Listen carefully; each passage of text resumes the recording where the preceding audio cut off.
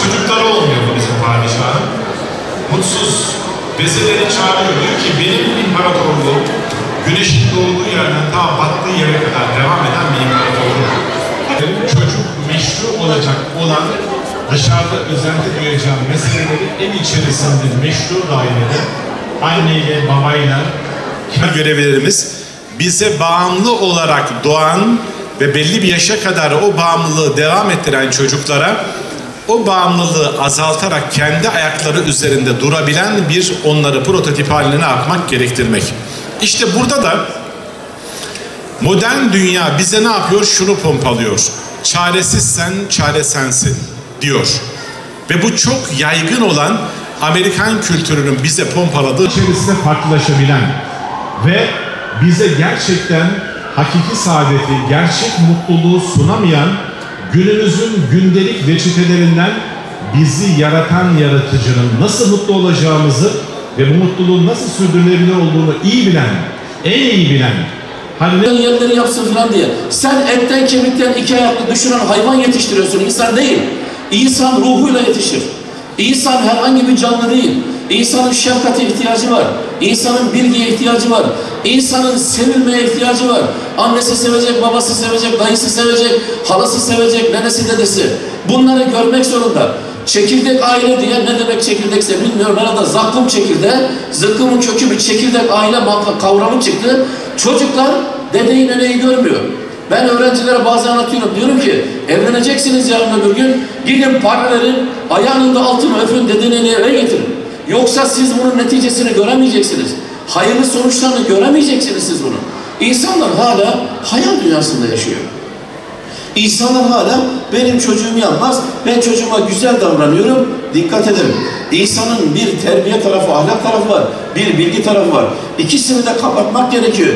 Bina yapmak için her şey lazım. Demir lazım, su lazım, çimento lazım, usta lazım. Ama yıkmak için bir balyoz yeter. Sen çocuğu insan olarak inşa edebilmek için her türlü eksiğini kapatman lazım. Bir tane hatanla gider.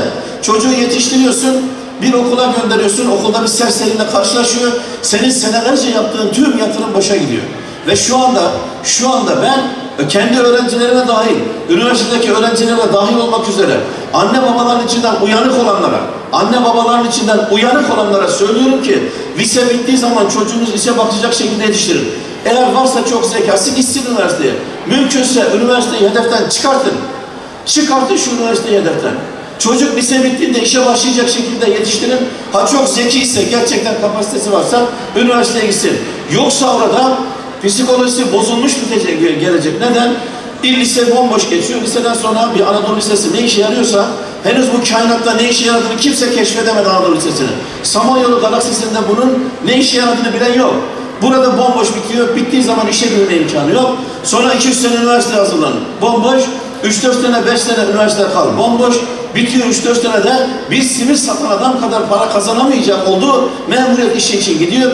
Eğer memuriyet atanamazsa, ki çoğu atanamıyor. Yaş 30 olmuş. Evlilik yok. İş yok. Anne babanın sırtında çocukta sıkıntı. Ben niye geldim ki buraya? Şu anda Türkiye tarihinde ilk defa nüfusu fuhuşla artan Fransa'nın gerisine düştü. Tarihte ilk defa Türkiye nüfus yenilemesi oranının altına düştü. Şimdi normalde düşünmek lazım ki bir devlet, bir hükümet, bir devlet her neyse baktı ki nüfus azalıyor, baktı ki nüfusun yenileme oranının altına düştü. Dolayısıyla derhal biz galiba bir yerlerde yanlış yaptık, derhal nüfusu eski haline getirmek için tedbir almamız lazım demesi gerekirken hamile kadına ya da yeni çocuğu doğurmuş ana iş yeri kredisi veriyor. Ya acaba bizde mi akıl kalmadı, sizde mi akıl kalmadı, anlamak zor. Biz insanı yetiştirirken insan yetiştiriyoruz, insan. İnsan dediğin midesi dolmakla insan olmaz. İnsan dediğin kürkü sırtına geçirmekle insan olmaz. İnsanı yetiştirmek için 100 türlü gayret gerekiyor. Ama öncelikle bu insanın ruhunun doyurulması gerekir. Çocuğun elinde cep telefonu, çocuğun yakasında bilmem ne. Ben okullara gidiyorum, veli toplantısına gidiyorum, öğretmen eğitimlerine gidiyorum, teker teker söylüyorum. Dikkat edin bakın, sizin okuldaki en önemli ders tarih dersidir. Çocukların şahsiyet kazanması için oturduğunuzda sofraya tarihten bahsedin. Kendi tarihinin kahramanlarını anlatın. Düşmanını da anlat. Düşmanını bilmeyen insanda şahsiyet oluşmaz. İngiliz bizim kan davalımızdır. İngiliz bizim kan damarımızdır. Bu adama karşı düşmanlığı kaç kere anlattım. Koskocasında 1-2 bin kişilik yerde soruyorum. 1-2 kişi elini ya kaldırıyor ya kaldırmıyor. Düşmanlığı bilmeyen kimsede şahsiyet olmaz. Düşmanlığı bilmeyenden şahsiyet olmaz. Sen vermiyorsun, elbette ki onu taklit edecektir. Ben tekim ediyor. Ondan bahsetmiyor derler. O da der ki sizin okuduğunuz fenlerden bizim kimya, biyoloji, fen derslerinin her biri kendi lisanı mahsusuyla, kendine özel dille hem de o bilimle birlikte yaratıcıya nasıl ulaşacaklarını harika bir 5D düşünce modeli diye bir modelle o modeli anlatmaya çalıştık. O kanalın aynı zamanda İngilizce versiyonunu yaptık. Mesela çocuklarımız onu izleyerek hem İngilizce eğitimdeyiz. Çünkü dışarının cazibesi çok fazla.